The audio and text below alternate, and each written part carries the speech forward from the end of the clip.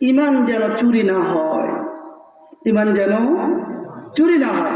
আমার ঘরের 10 লক্ষ টাকা যেন চুরি না হয়, এই জন্য আমি যেইভাবে সুতীক্ষ্ণ দৃষ্টি রাখি, আমার ইমান যেন চুরি না হয়, আমিও সুতীক্ষ্ণ দৃষ্টি রাখবো।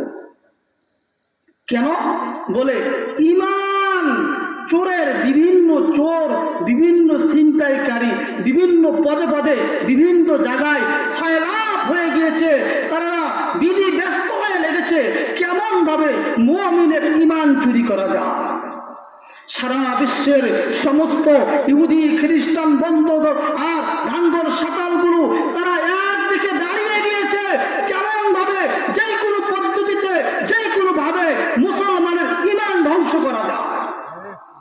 বৌদ্ধ বলেন, সাঁতার বলেন, খ্রিস্টান বলেন আর ভাঙ্গর বলেন, মুসলমান বাদ দিয়ে পৃথিবীর জগতে যত ধর্ম অবলম্বী আছে তিনারা এইদিকে এক হাতে হাত রেখে তারা মুসলমানের ইমানকে ধ্বংস করার জন্য এক কাতারে দাঁড়িয়ে গিয়েছে। আর আমরা মুসলমানের মধ্যে দলাদলি, ঠেলাঠেলি, হিংসা হিংসি নিয়ে ব্যস্ত হয়ে গিয়েছি। এখনো আমরা সচেতন না, এখনো আমরা সচেতন না। বিভিন্ন এনজিও সহযোগিতার নাম দিয়ে ইমান চুরি করতেছে,